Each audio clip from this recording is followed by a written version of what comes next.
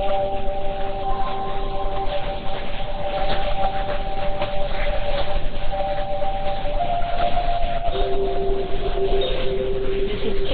World Radio coming from Seoul, the Republic of Korea. 여기는 대한민국 서울에서 보내드리는 KBS World Radio.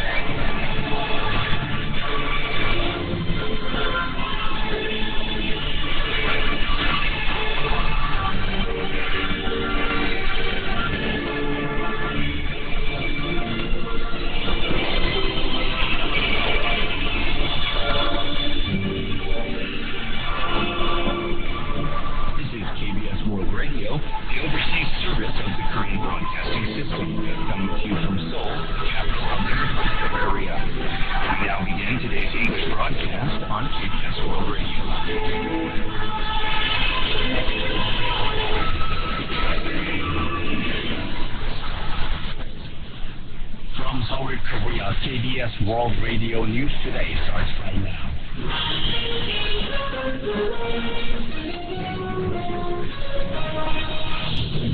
On today's broadcast, South Korea's daily COVID-19 cases climb to yet another record high of 1,615 as the fourth wave of the pandemic accelerates. President Moon Jae-in pledges to expand investment in the Korean New Deal initiative from 160 trillion won to 220 trillion won by 2025. And a parliamentary committee reviews the government's second extra budget for the year to finance a new COVID-19 relief program. This is KBS World Radio News. I'm Emma Colton.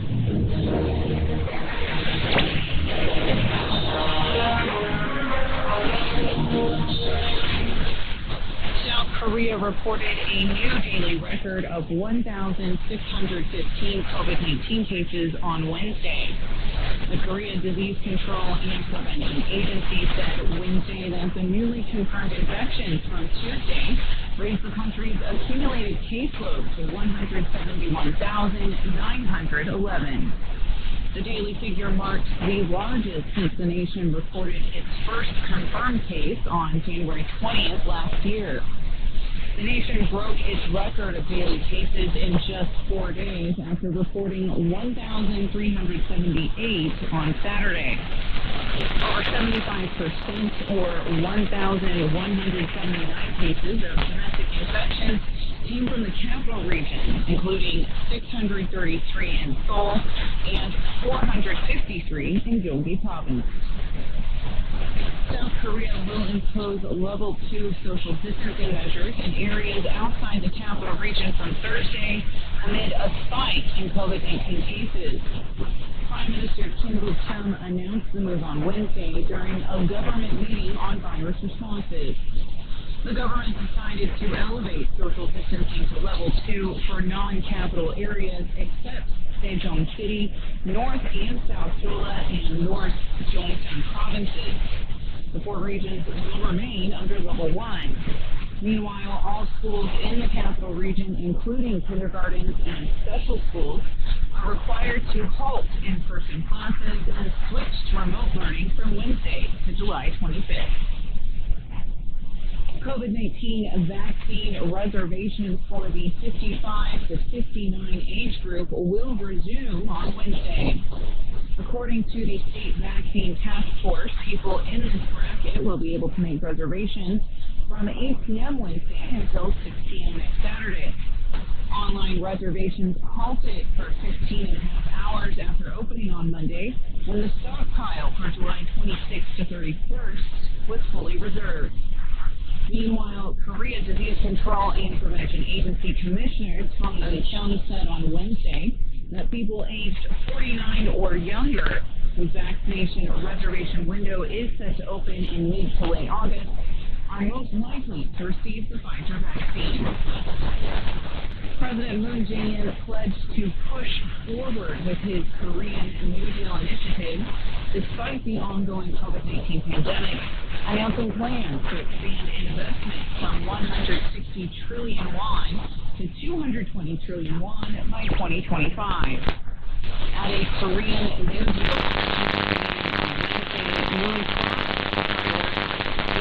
outstanding regional projects and participation.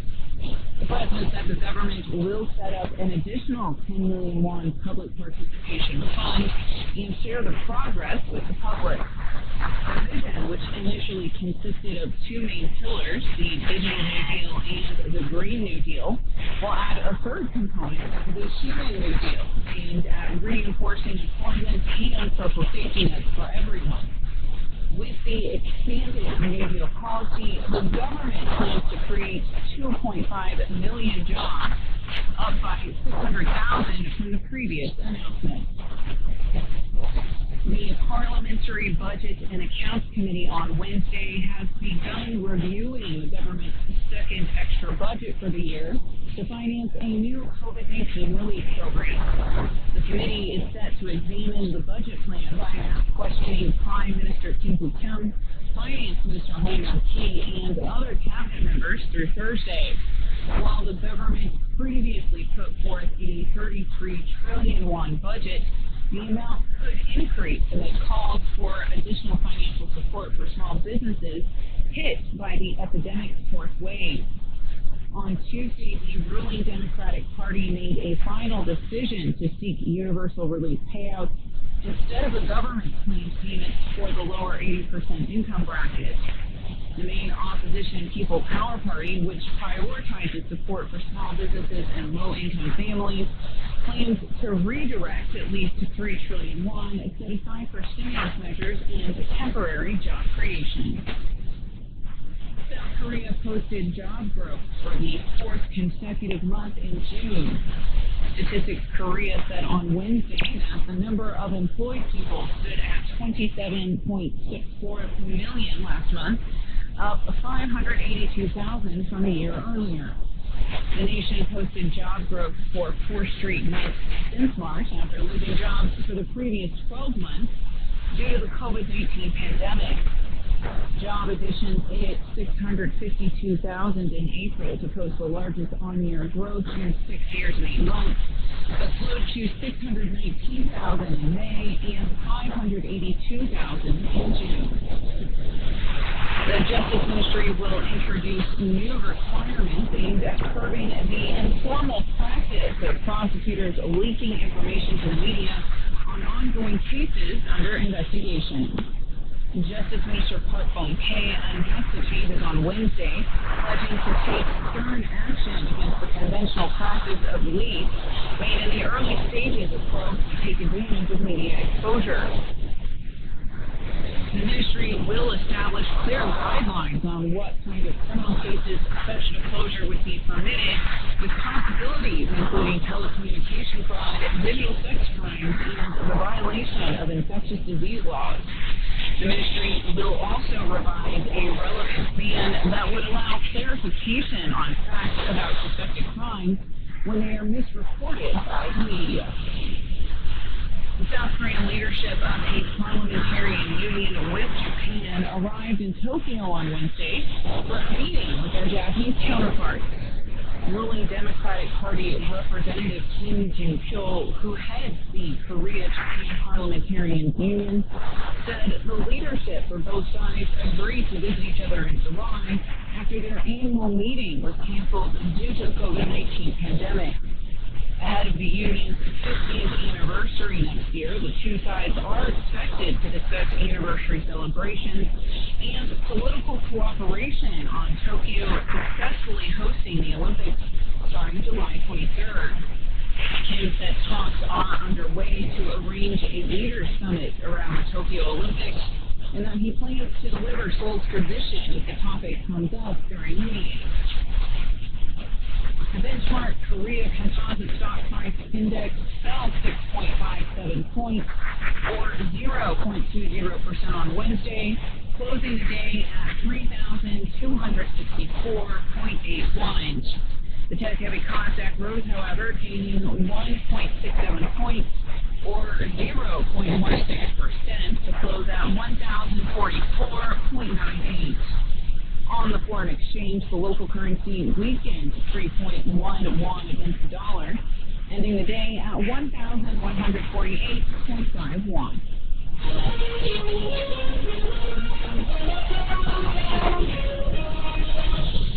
And that's news from KBS World Radio News Center in Seoul. I'm Emma Calton.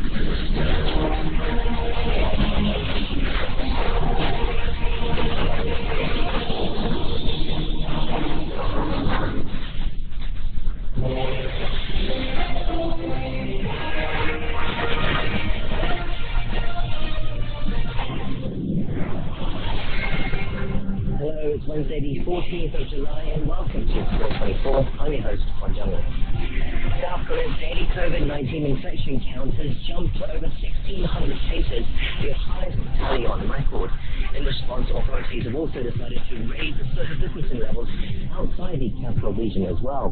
We'll have the latest in our news briefing shortly. A senior official at the Vatican has confirmed that the Pope is waiting to visit North Korea and is waiting for an invitation. We'll discuss the likelihood of a papal visit to the reclusive regime prior to yesterday. Plus, we'll be looking at a collection of short stories called A Short Pot of Smile by the acclaimed writer Kimjae for Korea Podcast. We have all that and more.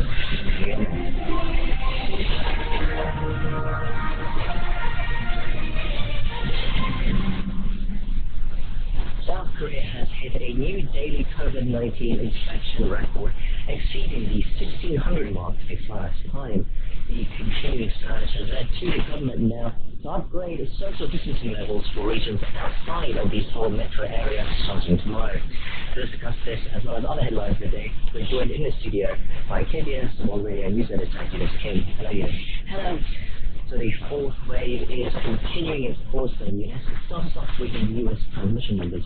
Sure thing. South Korea added over 460 cases from the previous day to log 1,615 new COVID-19 transmissions in the 24-hour period of Tuesday.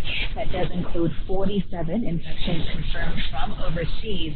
And according to the KBCA, over 75%, or 1,179 cases, did come from the capital region, including 633 in Seoul and 453 in Gyeonggi province.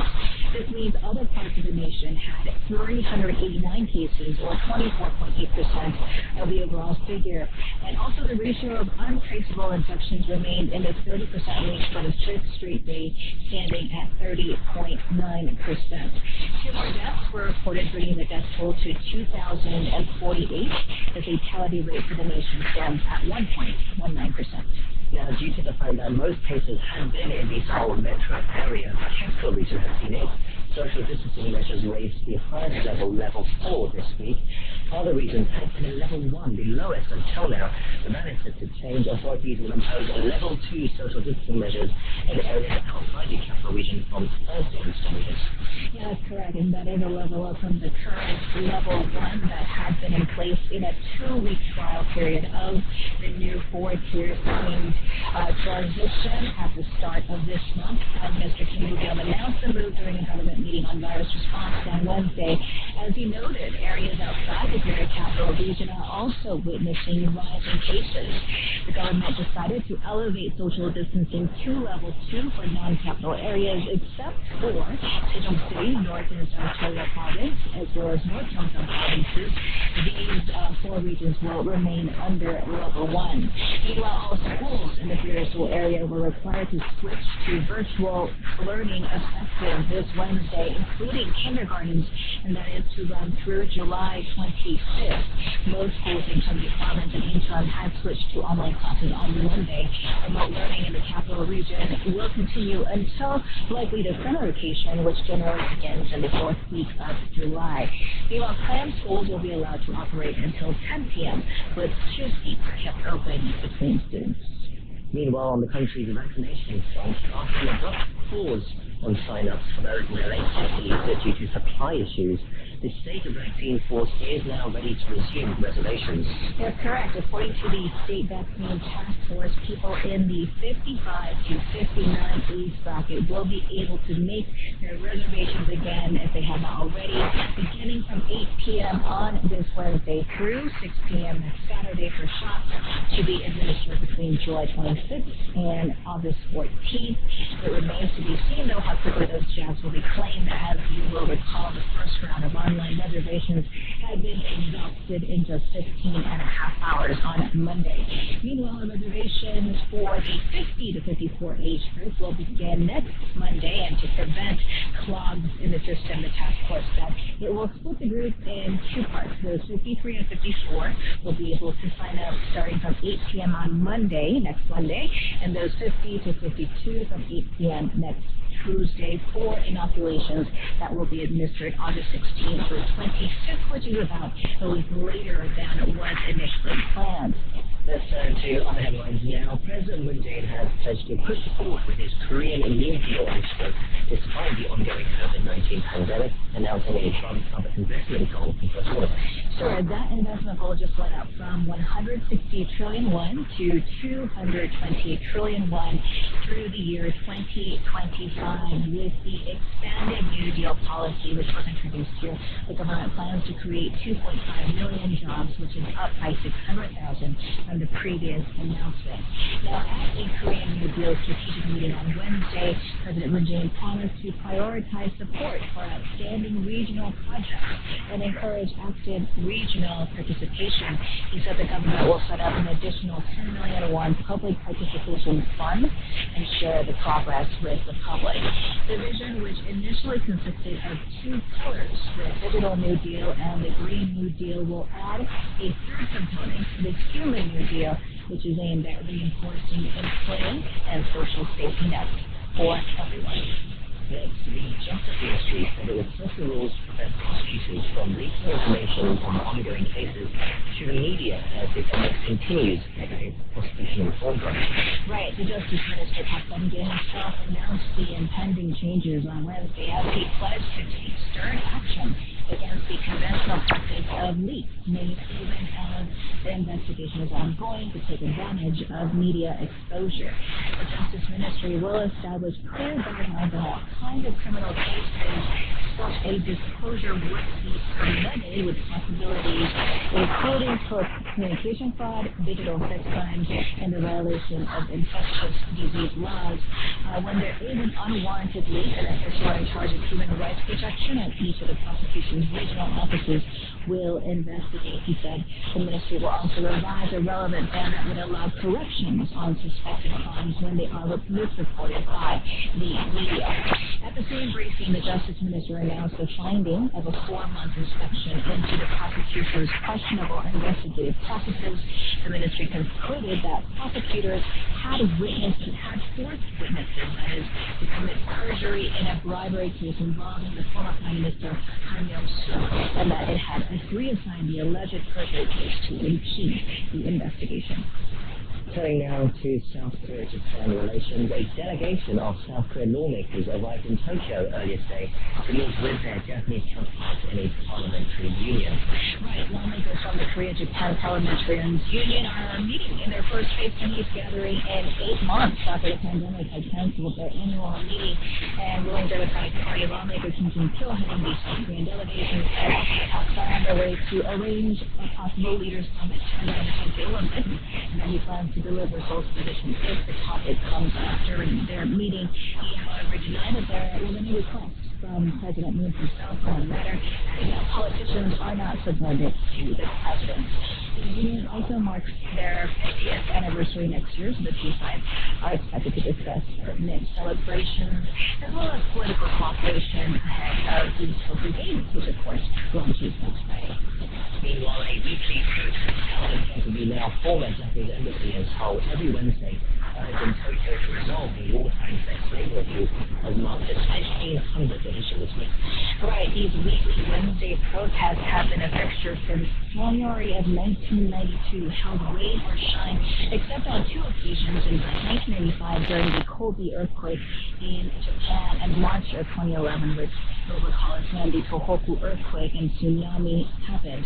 The organizer of the gathering, the Korean Council for Justice and Remembrance for the Issues of Military Sexual Slavery by Japan, said Wednesday that the world's longest, most sorrowful, and also proudest protest has reached a milestone.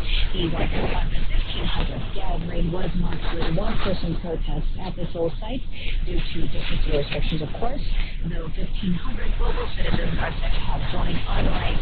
Statements from surviving comfort women were played as part of the program. The council's board chair, Lee Young, said the Japanese government continues to neglect its responsibility over war crimes. She said the Wednesday protests will continue until Tokyo acknowledges sexual enslavement as a crime against humanity and fulfills its legal opposition, and that is when the victim's honor will be restored and their human rights guaranteed. And finally, the Minister of Gender Equality and Family, Chung Young-in, has expressed her clear position to call demanding that the ministry be abolished. So why she made the statement? So this is the first official response from the Gender Equality Minister after there have been calls to abolish the ministry voiced by some in the opposition bloc, including the People's Power Party chief. Now, in an online briefing Wednesday, Gender Minister Chung Young said that it is absolutely necessary to have a dedicated ministry to promote gender equality and also deal with discrimination and violence against the socially vulnerable, adding that its role should be expanded. She defended the ministry, saying it has pursued policies for the socially disadvantaged, such as single parents, multicultural families, and victims of sexual or domestic violence. She vowed to offer stronger protection for society's most vulnerable and spearhead efforts to build an inclusive society. Well, that's all for our news today. Thank you for those updates. You bet.